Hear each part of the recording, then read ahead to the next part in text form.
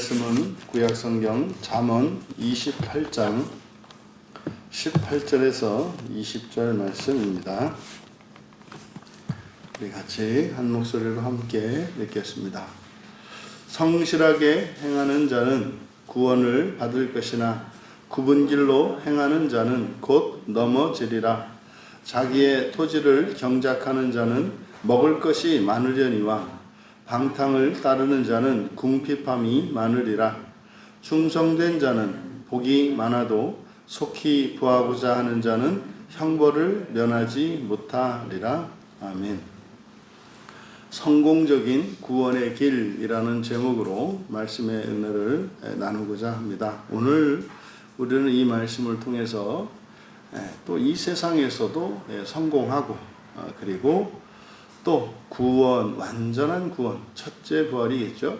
그 첫째 부활에 이르기 위해서도 또 우리가 어떻게 살아야 할 것인가 하는 것을 현세적으로나 종말론적으로 성공할 수 있는 그 비결을 찾아보고자 합니다. 18절에서 성실하게 행하는 자는 구원을 받을 것이나 아주 이렇게 명확하게 제시하고 있습니다. 흔치 않은 구절이죠. 여기서 성실하게라고 번역한 것은 탐임인데 이 탐임은 흠이 없는 이런 뜻입니다. 그래서 완전한, 그런데 흠이 없는, 그래서 성실하게라기보다는 그대로 의미를 드러내서 흠 없이 행하는 하라크 걸어가다입니다. 구약성경에서 중요한 의미를 가지고 있는, 그러니까 구원과 관련되어진 중요한 의미를 담고 있는 동사가 이 하라크라고 하는 걸어가다라는 이 단어입니다. 그래서 흠없이 걸어가는 자입니다. 흠없이 걸어가는 자. 행동이 중요한 것이 아니고 목표를 향하여 나아가는 것. 우리 그리스도인은 마치 유목민과 같이 이동하는 사람들이죠. 그래서 목적지를 향하여 나아가는 사람들. 그래서 그때 여행에 나가는 이것을 이제 하라크라고 합니다. 그래서 흠없이 걸어가는 자는 구원을 받을 것이나, 그다음에 굽은 길을 행하는, 이것은 이제 상반절과 맞추기 위해서 이렇게 이제 번역을 했습니다만 하반절에는 하라크는 쓰지 않고요. 동사는 나팔, 넘어지다라고 하는 이 동사로 쓰고 굽은 길을 행하는 이렇게 되어 있습니다만 우리말 성경에 길로 행하다, 행하는 자 이렇게 번역된 것은 그냥 데레크입니다. 데레크는 길이죠. 그리고 굽은 길, 아카시, 이게 뒤틀린, 왜곡된 구분 이런 뜻이에요. 그래서 굽은 자기의 길들이 굽어진 자 이렇게 됩니다. 자기의 길들이 굽어진 자. 그러니까 이것은 자기의 길은 뭐겠습니까? 걸어온 길이죠. 내가 이제 가끔 그런 거 하지 않습니까? 바닷가에서 모래사장을 걸을 때 내가 지나온 발자국을 되돌아볼 때가 있죠. 이렇게 뒤돌아보면은 발자국이 반듯하게 이렇게 그냥 걸어온 것 같습니다만은 이렇게 이제 생각을 하면서 이렇게 걷다 보면은 발걸음이 이렇게 지그재그로 이렇게 굽어 있는 것을 발견하게 됩니다. 그걸 말하는 거죠. 그래서 자기의 길들이 굽어진 자, 그러니까 자기의 길들은 걸어온 길입니다. 걸어온 길이 굽어진 자, 뒤틀린 자, 이게 무슨 뜻이겠습니까? 정해진 길에서 벗어나 있는 거죠. 그러니까 율법이 우리의 인생의 기준이 되는데 내가 살아온 인생을 되돌아보니 자기 길이 굽어졌더라 이 말이죠. 길들이 굽어진 자는 곧이라고 하는 이 단어가 이제 에하드, 하나라는 뜻이에요. 하나 또는 한 번에. 그리고 그래서 이제 여기 우리말 성경에서는 곧이라고 번역을 했습니다만 곧이기보다는 갑자기입니다. 한순간에, 한 번에 이런 뜻이거든요. 그래서 자기의 길들이 굽어진 자는 갑자기 넘어질 것이다. 갑자기 넘어질 것이다. 그러니까 지금 첫 번째로 우리에게 제시하고 있는 구원과 성공의 길, 그것이 흠없이 걸어가는 겁니다. 흠없이 걸어가는 것. 그러니까 첫 번째 비결로 우리가 굳이 꼽자면 정직과 순종일 것입니다. 하나님의 말씀에 이렇게 순종하는 것. 그런데 우리가 흠없이 걸어가는 자 있을 때는 이것은 뭐 단 한 번도, 그러니까 작은 흠도 없는 거거든요. 불가능하지 않습니까? 근데 우리가 이제 성경 전체에서 의롭게 되는, 다시 말해서 흠이 없게 되는 방법을 안단 말이에요. 이게 이제 구약에서는 제사법이죠. 구약에서는 제사를 통해서 굽은 것들을 바르게 할 수 있습니다. 엇나간 것들을 원위치 할 수 있습니다. 이게 회개요, 바로 제사의 방법이죠. 근데 우리는 그럼 신약에서는 그 구약의 제사가 뭐겠습니까? 예수 그리스도께서 십자가에서 죽어주신 것이 제사거든요. 그러니까 우리는 그리스도의 십자가에 참여하면 돼요. 이때 그리스도의 십자가에 참여한다는 것은 이제 헌제자로서, 그러니까 예수님을 믿는 거죠. 예수님을 믿고 세례를 받아서 그 이름을 생명책에 올리는 겁니다. 그래서 자기의 그 생명책에 있는 그 이름은 한 번 오르면은 뭐 잉크가 안 마르고, 한 번 해병은 영원한 해병, 그런 거 아닙니다. 잉크가 마릅니다. 잉크가 말라서 사라집니다. 그래서요, 우리가 매주 교회에 나와서 이름을 터치를 하는 거예요. 지워지지 않도록. 말라버립니다. 그래서 이제 우리가 이렇게 흠없이 걸어가는, 다시 말해 흠없이 살아가는 방법, 예수님을 믿고요. 그래서 우리가 예수 믿으세요 이렇게 말을 하는 거예요. 근데 예수 믿으세요라는 말 안에 뭐가 포함되어 있다? 성경을 믿으라는 말이다. 예수님을 믿으세요라는 말은 구체적으로 우리는 성경을 믿으세요라는 말이에요. 근데 오늘날은 예수님을 믿는 것과 성경을 믿는 것이 분리되어 있죠. 그러니까 성경을 왜곡하거나 성경을 자의적으로 주관적으로 믿는다면 온전히 예수님을 믿는 게 아니에요. 하나님을 믿는 것도 마찬가지입니다. 그러니까 성경을 배제하고 뭐 인격성 이런 걸 강조할 때 사람들이 신비적으로 가기가 쉽단 말이에요. 예수님을 믿는다는 게 뭡니까? 뭐 보여야 믿지요. 그러니까요, 이렇게 자기 확신이 강한 어떤 확신범, 뭐 이런 사람들이 되는, 그거 아니죠. 예수를 믿는다고 하는 것은 성경을 믿는다는 것입니다. 그래서 성경을 믿고 세례를 받고 이제 예배자로 살아가는 겁니다. 예배자로 살아가는 거. 어젯밤에 우리가 살펴보았습니다만, 의롭게 되는 중요한 것이 그 믿음이라는 게 사실은 사랑과 등치가 되더라. 그러니까 예배를 드리면 드릴수록 사실은 믿음도 강화되겠습니다만은 무엇도요? 사랑도 커가야 되는 거죠. 사랑이 커가는 거 어떻게 알겠습니까? 주변 관계에서 내가 인간관계를 맺기를 싫어하고 회피하고 그랬던 사람들이 점점점 내 안으로 들어오는 것을 경험할 수 있어요. 변하거든요. 이게 내가 이렇게 갈등할 수 있는 어떤 인간형의 사람들, 그 사람들과 이제는 갈등하지 않고 그 사람들 내 안으로 이렇게 품게 되는 일들이 일어나거든요. 그리고 과거와도 화해하는 일이 일어나죠. 과거의 어떤 사건이나 어떤 사람들과도 화해하는 일이 일어나요. 그게 뭡니까? 내 안에 사랑이 자라나는 증거예요. 그거는요, 본성의 변화로만 결과되는 거거든요. 그래서 우리가 이 정직과 순종으로, 다시 말해 율법을 어기지 않고 완벽하게 그 길을 따라가야 하는데, 우리가 현재적으로는 그럴 수 없다. 우리가 현재적으로는 하나님을 완전히 사랑할 수 있는 존재가 아니다. 그래서 하나님과 연합되어 있지 않다. 오히려 하나님이 우리 안에 계신 것과 같다. 그래서 사실은 우리의 실존은 뭡니까? 우리 안에 계신 하나님과 밖에 계신 하나님 사이에 끼어 있는 존재라고요. 그러니까 하나님에게는 우리가 이물질 같은 존재예요. 왜요? 하나님 안에 있는데 하나님 아닌 것이, 육체와 죄성이 있으니까. 그런데 또 그 하나님이 우리 안에 있어. 그러니까요, 이게 또 우리 안에, 내 안에 내가 아닌 하나님이 있어. 이것이 언제는 기쁘고 감사하고 즐겁습니다만, 어느 순간에 되면 이제 은혜가 채워져서 마음이 꽉 채워지고 인생의 상한선에 딱 다다르게 되면은, 그때는 하나님이, 우리 안에 계신 성령님이 보호하시고 위로하시고 도우시는 하나님이 아니라 꺼려지는 하나님으로 바뀌어요.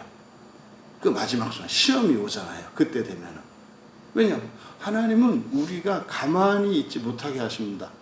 계속적인 변화를 요구하시거든요. 근데 그게 이제 매일 매순간 느껴지는 게 아니라 그 한계가 있단 말이에요. 이 규모와 범위가 있어요. 그래서 어느 단계에 다다를 때까지는 잘 느끼지 못합니다. 그런데 이제 마지막 순간이 되면 반드시 시험이 오게 되죠. 그래서 이 정직과 순종이라고 하는 이것은 예수 그리스도를 믿고 세례를 받고 예배자로 살아가며 마음의 변화를 경험할 때 이게 이제 흠없이 걸어갈 수 있는 길이에요. 그러면 그렇게 한다 하더라도 우리도 모르는 사이에 이제 시험이 들고 유혹이 오잖아요. 그래서 우리의 일상을 통해서 우리가 지나온 길, 다시 말해 우리가 걷고 있는 길이 그것이 올바른 길, 고든 길을 걷고 있는지 아니면 굽은 길로 가고 있는지 그것을 우리가 확인해야 한다. 두 번째 성공 비결을 이제 19절에서 찾아본다면 자기의 토지를 경작하는 자 먹을 것이 많으려니와 방탕을 따르는 자 궁핍함이 많으리라. 얼핏 보아도 뭐 다 알만한 이야기이지 않습니까? 열심히 근면하게 열심히 일하면 책임감을 갖고 근면하게 일하면 잘 살게 된다. 뭐 이제 이런 의미 아니겠습니까? 근데 좀 더 그 의미를 구체적으로 살펴볼 필요가 있습니다.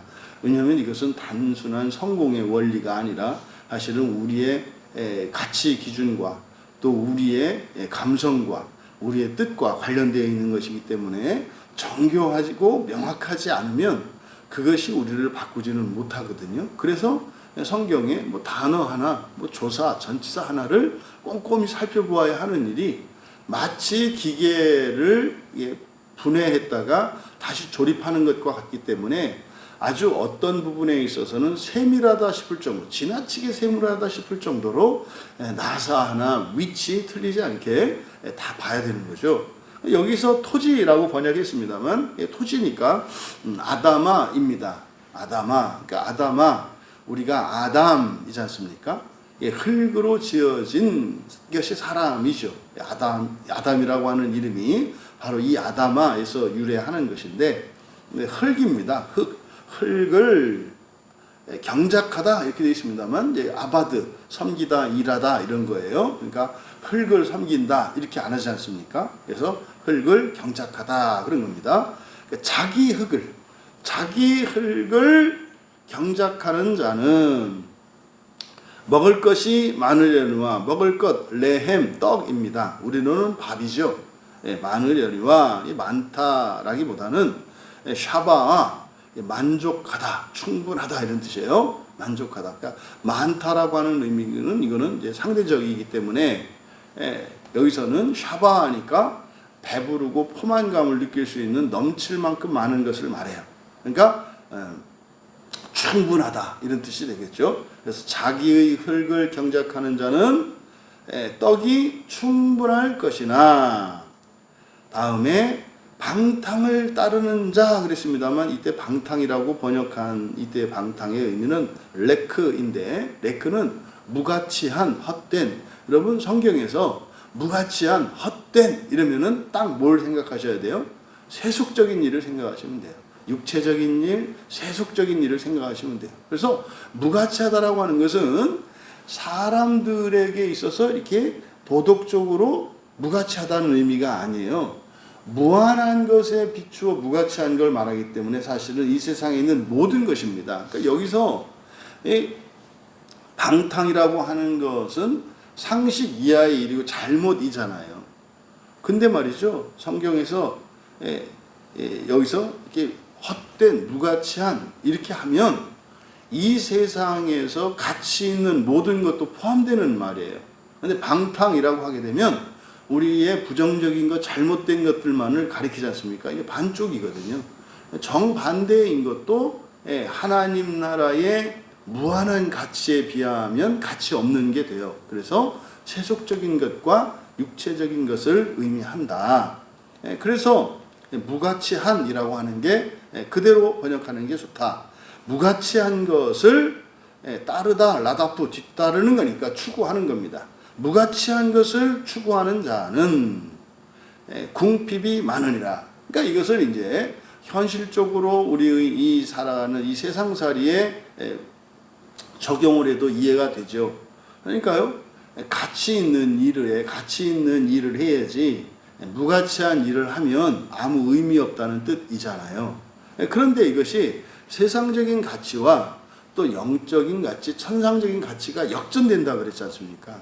그러니까 이것은 지금 우리가 28장은 실제로 종말론적인 관점에서 보아야 한다 그랬어요. 그러니까 여기서 궁핍함이 많으리라. 여기서 많다 해도 샤바 똑같은 단어이고요. 궁핍 레쉬거든요. 그러니까 이제 앞에 있는 샤바하의 레헴의 떡이죠. 떡에 상대되는 개념으로 궁핍, 가난이에요. 가난이 충분하다, 넘칠 것이다, 뭐 이런 뜻이 되는 건데, 그럼 여기서 바로 무가치한 것을 추구한다라고 하는 것은 현실적으로 적용할 때에는 예를 들어서 뭐 직업을 선택하는 데 있어서 여러분들이 어떤 일을 하는 데 있어서 보다 더 가치 있는 일에 시간과 열심을 쓰지 않습니까? 예를 들어서 똑같은 일인데 어디는 뭐 일당을 시급을 10,000원 주고 어디는 20,000원을 준다면 똑같은 조건이에요. 똑같은 조건일 때 그럼 여러분들은 어떤 일을 해야 돼요? 20,000원짜리를 해야 되는 거예요. 굳이 10,000원짜리 할 필요가 없다 이 말이에요. 그래서 뭐 딴 생각할까봐 모든 조건이 똑같다고 얘기를 한 거예요. 그러니까 가치가 큰 것에 시간을 투자해야 되잖아요. 그러니까 이 세상에서도 그렇게 더 가치 있는 일을 할 때 더 많은 수익을 얻을 수 있잖아요. 그러니까 이게 이제 세속적으로만 적용하면 그런데 이게 종말론적으로 영원에 적용을 하면 여러분 가장 가치 있는 일이 뭐예요? 구원을 위해서 살아가는 길이에요. 여러분 이 새벽에 교회에 나와서 이렇게 새벽 예배를 드리고 하는 이게 어떤 일이라고 생각하세요? 주일에 예배드리고 여러분들이 주중에 저녁에 나와서 예배드리고 또 이런저런 모임에 참여하시고 또 새벽까지 이렇게 나오시고 굉장히 굉장히 큰 무한한 가치가 있는 거거든요. 근데요, 이거를 자꾸 현금화하려고 하니까 이 마귀가 직업으로 치면은 전당포 같은 거일 것 같아요. 아니면은 고물상, 사람들이 버린 은혜, 복 이거 주워가는 고물상, 또 이제 사람들이 이제 갖다 잡히고 말도 안 되게 헐값에 받아가는 전당포. 그러니까 전당포와 고물상. 요게 이제 아마 마귀가 이 세상에서 하는 일인 것 같아요. 그러니까 지금 19절을 종말론적으로 적용을 하면 영적인 일에는 전혀 마음을 쓰지 않고 그저 육체와 세속의 일에 전념하는 사람들, 그 사람들이 궁핍함, 가난이 넘칠 것이다, 충분할 것이다. 이것은 이 가난의 결핍인데 이 결핍은 종말론적으로는 지옥을 나타내는 거거든요. 지옥, 또 가난, 뭐 질병, 또 수명의 단명, 그리고 구덩이, 불 이런 것들은 전부 지옥에 대한 설명입니다.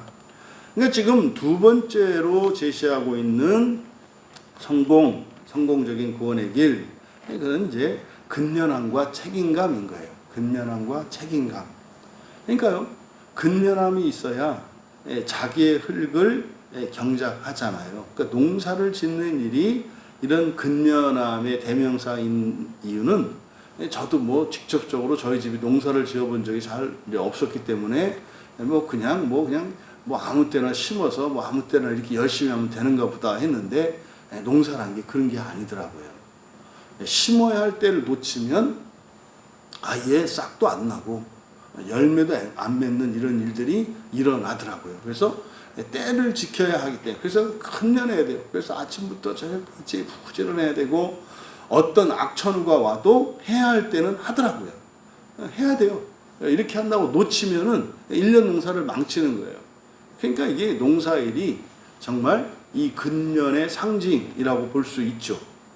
그리고 책임감입니다. 책임감이라고 하는 것은 주인의식을 가지고 악착같이 더 큰 가치를 위해서 하는 거죠. 그래서 이 근면함과 책임감이라고 하는 이것이 두 번째 이 성공적인 구원의 길로서 제시되고 있습니다. 근데 조심할 것이 뭐라는 거예요? 무가치한 것을 찾아가면 안 된다는 거죠. 그러니까 영적인 분별력이 반드시 필요하다는 거예요. 그래서 근면함과 책임감만으로는 성공적인 구원의 길을 갈 수가 없어요. 그 엉뚱한 길에 가서 열심히 하는 사람들, 그거 소용없거든요.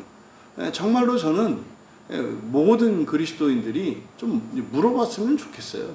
왜 교회 다니세요? 왜 예수 믿으세요? 뭐 심지어 여러분들이 교회를 선택하는 데 있어서 그걸 물어봤으면 좋겠어요. 제가 이 교회를 다니면, 다시 말해서 목사님께서 저희들을 데리고 가는 데가 어딥니까? 구원이요 그럴 거거든요. 구원이 뭡니까? 이제 물어봐야 된다고요. 진짜로 그 구원이 10원에 못 미치는 구원이면은 큰일 나잖아요. 10원도 안 되는 그 구원을 따라가면 되겠어요? 10원도 안 되는 그 구원이라는 게 뭐예요? 여기서 말하는 무가치한 것이거든요. 그러니까 정확하게 목적지가 제시될 수 있어야 해요. 근데 성경에서 우리에게 가르쳐주는 최고의 목표, 최고 가치 있는 게 뭡니까? 첫째 부활이에요. 제가 아는 한 첫째 부활보다 더 가치 있는 일은 없어요. 그것에 버금가는 여기 첫째 부활이 우리들이 나아가는 길이거든요. 근데요, 어떤 경우에는 아예 부활도 안 믿어요. 거긴 저는 좀 바꾸시기를 권해드려요.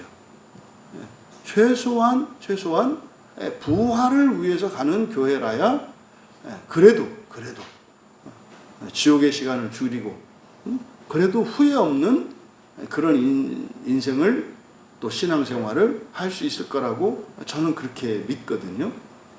그래서 이 가치 판단이라고 하는 이것이 영적인 분별력이 있어야 하는데 이것이 필수적이다. 그래서 두 번째로 제시된 근면함과 책임감이라고 하는 것은 사실은 올바른 가치 판단을 전제로 합니다. 이게요, 무가치한 것에 근면과 책임감으로 임하면 어떻게 해요? 더 망해요. 도덕적 선이 그래서 영적으로 방향을 잃어버리게 되면 그것이 오히려 더 큰 악이 돼요. 나의 장점이 오히려 더 큰 해의 원인이 된다 이 말이에요. 그래서 우리가 하지만 방향만 중요한 것이 아니다. 그렇죠? 그 반드시 그리스도인도 뭐가 있어야 된다? 이런 근면함과 그리고 책임감이 요구된다라는 거예요. 그래서요, 끝까지 가야 되고요. 쉼 없이 가야 돼요. 그래서 일상으로 모든 것을 이거를 이제 사람들의 용어로는 습관이라고 말하죠. 성공한 사람들의 습관, 뭐 이런 거 있잖아요. 성공하는 사람의 7가지 습관, 뭐 이런 거. 이 습관이라고 하는 것이 바로 근면함을 말하거든요. 그래서 절대 정신을 가지고 절대적으로 그것을 지켜나가기 위해서는 또 책임감이 필요하고, 이렇게 두 번째를 살펴봤고, 이제 세 번째로 20절에 보면 충성된 자, 여기서 충성된 에무나입니다. 믿음이에요, 믿음. 그러니까 충성된 자, 신실한 신자죠. 여기서 충성된 자, 이때 사람을 의미하는 자가 이쉬입니다. 이쉬라고 하는, 이쉬와 아담이 있고 에노시가 있다 그랬지 않습니까? 이쉬라고 하는 것은 우리들의 용어로 거듭난 사람을 말하고, 창세기 2장에 에덴 동산에 있는 요 남자와 여자 할 때 이쉬와 이쉬아란 말이에요. 근데 창세기 1장에 있는 것은 남자 여자가 아니고 수컷 암컷이라고요. 그러니까 이게 암수와 남자 여자는 완전히 달라요. 그래서 성경에서도 사람에 대해서 동물적 인간과 영적인 사람을 구분해요. 그러니까 진화론이 맞다 틀리다, 여러분, 진화론적인 측면이 있고요, 창조적인 측면이 있어요. 말씀드렸잖아요. 진화론을 믿는다는 것은 뭐예요? 근본적으로 다시 말해서 과거나 미래가 바뀔 수 없는 거예요. 그는 불교에서 얘기하는 연기의 법칙에 따라 인과법이에요. 인과법. 과거 안 바뀌고요. 현재 안 바뀌고요. 미래 바꿀 수 있어요. 어떻게 해요? 현재에서 업을 씻어냄으로써 미래는 새로운 미래는 만들어낼 수 있어요. 이게 이제 연기법이거든요. 인과율. 그런데 창조, 그러니까 진화론은 바로 인과율이 적용이 되는 거예요. 그러니까 우리 삶 속에 인과율적인 인과율이 적용되는 영역이 있다. 그래서 앞에서 두 번째로 뭐라고 그러는 거예요? 이 근면함과 책임감이라고 하는 것은 절대적으로 필요하다. 그리스도인도 그렇게 해야 된다 이 말이에요. 그런데 세 번째로 제시된 여기 충성된 자 할 때 이슈인데 앞에 에무나예요. 에무나. 그러니까 신실한 신자 또는 남자, 이 거듭난 사람을 의미한다 그랬어요. 그래서 지금 잠언에서는 이제 하반절 이제 뒤쪽에 와서는 우리가 이슈를 이제 신자로 번역하고 있는데, 그러니까 신실한 신자죠. 신실한 신자는 복이 많아도, 그러니까요, 이슈, 이게 이제 우리말로 신자, 이제 우리들의 용어로 신자인데, 신자도 복이 있으려면 뭐 해야 된다? 신실해야 된다 이 말이에요. 그러니까 신자라 그래서 복이 다 똑같이 있지 않아요. 그래서 신실한이라는 이 말. 그래서 우리가 믿음을 가지고 살아갈 때 신자들이라 할지라도 복이 있지. 믿음 없이 의심하고 어디 하나님 하는가 한번 두고 보자. 복이 없죠. 복이 없어요. 그리고 속히 부하고자 하는 자, 형벌을 면하다. 이건 좀 너무 이제 좀 과한 넘어간 해석이에요. 여기서 형벌을 면하다라고 번역한 게 낙하라는 단어인데요. 낙하는 뭐 비우다 또는 무죄하다 이런 뜻이거든요. 근데 이게 이제 형벌을 받는다라는 의미로 지금 번역을 한 거거든요. 그러니까 형벌을 면하다. 그러니까 형벌까지 가면은 이건 좀 이제 너무 과한 거예요. 그대로 무죄할 수 없을 것이다. 뭡니까? 속히 부자가 되려고 하면 뭐하게 돼 있다는 거예요? 죄를 짓게 되어 있다는 거죠. 아니 그러지 않습니까? 이게 밥을 빨리 먹으려면 정상적인 밥을 먹을 수가 없어요. 그래서 정상적인 밥이 아니라 그냥 빨리 먹기만 해주세요. 이게 패스트푸드점 아니에요? 그러니까 패스트푸드가 정상적이라고 생각하면 안 돼요. 왜요? 이름 자체가 이렇게 써놨잖아. 정상적이지 않습니다.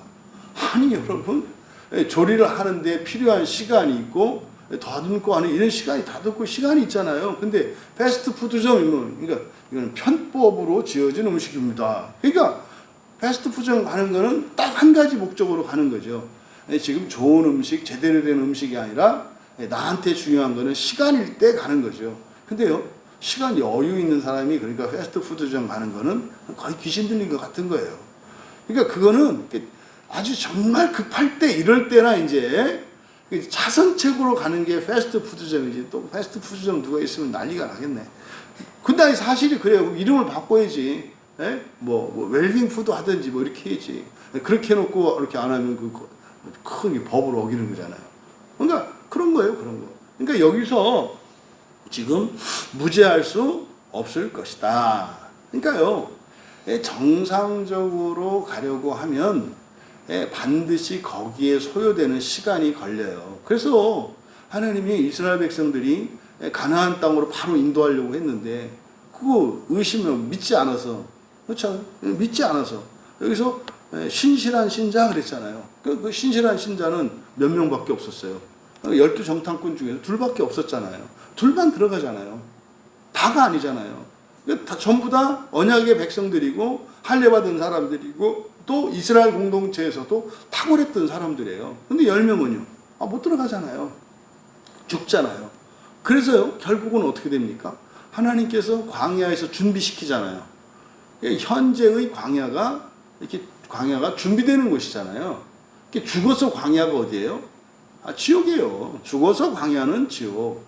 살아서 광야는 우리 인생살이가 이제 광야다 이 말이에요. 근데 이거는요. 정해진 기간이 있어요. 40년으로 딱 채웠잖아요. 근데요. 죽어서 광야는 1000년으로 이렇게 딱 자리매김이 되어 있다 이 말이에요.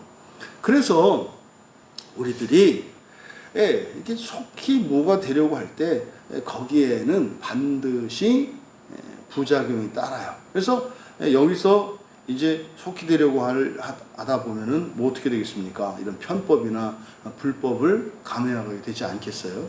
그러니까 그거에 대해서는 반드시 책임을 져야 하거든요. 앞에서 18절에서 얘기했지 않습니까? 그러면 어떻게 된다? 그의 길이 굽은 자는 갑자기 넘어진다. 갑자기가 넘어지더라도 언제 넘어져야 돼요? 40년 광야 인생에서 넘어져야 돼요. 만약에 죽어서 넘어지면 안 돼요. 살아서 넘어지는 것은 40년으로 끝냅니다만은 죽어서 넘어진 자는 1000년으로 가요. 그리고 뭐 사막이 광야가 아무리 뜨겁고 척박하다 한들 지옥에 비하면은 뭐 이거는 호텔 아니겠습니까? 여러분, 그러니까 지금 20절에서 세 번째로 우리에게 제시하는 성공적인 구원의 길은 믿음이에요. 신실함이죠. 이때 믿음이라고 하는 것은 맨 처음에 우리가 예수님을 믿었을 때 예수님을 받아들이는 영접하는 그 믿음이 아니에요.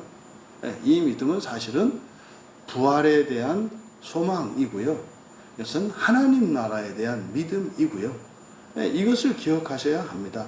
왜 그렇게 많은 그리스도인들이 중간에 길을 잃을까요? 믿음을 잃어버리기 때문인데, 그때 믿음을 잃는다는 게 예수님 안 믿는다? 그런 거 없어요. 한번 믿은 사람은요, 사라지는 거 아닙니다. 그러니까요, 교회 안 다녀도 그 사람들은 예수님을 믿어요. 그러니까 사람들이 그러죠. 믿음을 잃어버렸다. 믿음을 잃어버린 게 서두에 말씀드렸던 것처럼 목표에 대한 믿음이에요. 점점점 믿음이요, 하향화됩니다.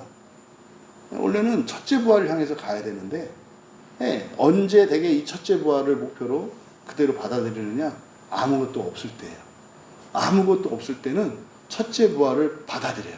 목표를 그로 삼는다고.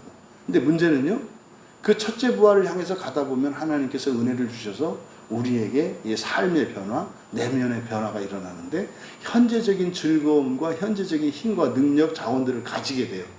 그러면서 이것들이 어떻게 해요? 우리를 끌어내린다고요. 첫째 부활의 목표에서 끌어내린다고요. 그래서 예수님이 말씀한 게 뭐예요? 선한 고난의 삶을 살아야 된다. 십자가를 져야 된다. 일부러 자기 살을 베어내고 한쪽 발을 찍어내면서, 그러니까요, 안 그러면 말이다, 너 못 간다. 두 발로 가다가 이렇게 나태해지고 현세적인 것에 마음이 쏠리거든. 어떻게 해라? 발 하나를 찍어내라는 거예요. 그러니까요, 처음에는 가는 게 중요한데 나중에 점점점 뭐예요? 벗어나지 않는 게 중요해요. 벗어나지 않는 게. 나이 그냥 두 다리를 팍 찍어버리면은 못 벗어나니까. 또 우리는 또 그냥 안 써. 또 이게 포복이 있어. 또 막 두 다리 잘려도 막 이렇게 돼. 그러면 또 한쪽 팔도 그냥 잘라버리라는 거죠. 한쪽으로만 가게. 또 우리는 또 그렇게 해도 또 막 이렇게 떼굴떼굴 굴러간다는 거 아닙니까? 그러니까 처음에는 걸어가는 게 중요하지만 나중에는 뭡니까? 방향을 지키는 게 중요해요. 벗어나지 않는 게. 그래서 그때 믿음은 뭐겠어요? 첫째 부활에 대한, 하나님 나라에 대한 그 소망을 지킬 수 있는 믿음이에요. 여러분, 이렇게 성공적인 구원이라고 하는 것은 우리의 참여가 있어야 합니다. 그래서 정직과 순종에 대해서 말을 했고, 그리고 바른 분별력이 있어야 한다고 말씀을 했고, 두 번째로는 근면함과 책임감에 대해서 마찬가지로 가치 있는 것과 무가치한 것을 판단해야 된다는 것. 판단력은, 분별하는 건 다 들어가요. 길도 내가 제대로 가고 있는지, 이렇게 그것도 정직하고 순종하면서 살아간다 할지라도 자기를 성찰하고 되돌아보면서 보는 판단력, 영적 분별력이 필요하고, 그리고 가치 있는 것과 무가치한 것을 내가 바르게 추구했는지 이것도 계속 판단해야 해요. 그리고 세 번째로 제시된 게 믿음이었어요. 신실함. 그것을 여러분들이 끊임없이, 그리고 내가 서두르고 있는 것은 아닌지. 그래서 분명히 우리가 해야 되는 것들이 있어요. 그 다음은 뭐예요? 기다려야 되는 게 있어요. 우리가 해야 할 것을 하고, 사실은 그 성공은 누가 주시는 거예요? 하나님이 주시는 거예요. 성공은 하나님이 주시는 거예요. 우리가 해야 할 일이 있고 그 이상은 없어요. 근데 너무나 많은 사람들이 끝까지 자기가 완성시키려고 하다가 넘어지죠. 하나님이 해 주셔야 할 것은 우리가 잠잠히 기다려야 한다. 결론적으로 성공적인 구원의 인생은 어떤 길이겠습니까? 성경 말씀을 따라서 끊임없이 은혜를 구하며 하나님의 은혜의 때를 기다리는 거예요. 쉼없이 가는 게 아니에요. 기다리는 거예요. 이게 이제 광야에서 그 이스라엘 백성들의 여정을 보면 알죠. 광야에서 어떻게 해요? 구름 기둥이 떠오르면 움직이기 시작해요. 어떻게 해요? 그대로 순종해야 돼요. 어깨를 든 사람이 2km 정도 앞에 서서 가면 구름 기둥이 서둘러서 막 가면 죽어요. 따라가야 된단 말이에요. 멈추고 나면 그때 장막이 펼쳐지고 그러면 또 기다려야죠. 거해야죠. 그 다음에 성령께서 또 이렇게 움직이면 또 따라가야 되죠. 바로 그 광야의 삶이 성공적인 구원의 길을 제시하는 것이었음을 우리에게 가르쳐 줍니다. 일주일의 삶이 7일을 6일과 1일로 나누어 있잖아요. 6일에 이동하는 걸어가는 삶, 하루에 멈추어 서는 삶, 이게 있잖아요. 이걸 또 우리가 하루에도 이게 있어야 한다고요. 하루의 삶 가운데에서도 여러분들이 멈추어 서는 순간이 있어야 돼요. 이것이 이제 하루에, 일주일에, 한 달에, 1년을 기준으로 해서 이렇게 가야 되는 거죠.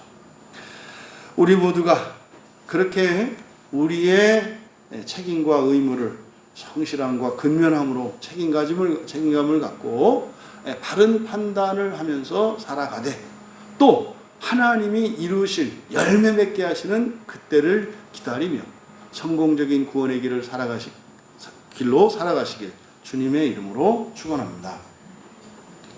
존귀하신 하나님, 우리 광야교회에 속한 모든 지체들이 성공적인 구원의 길을 따라가기 원합니다.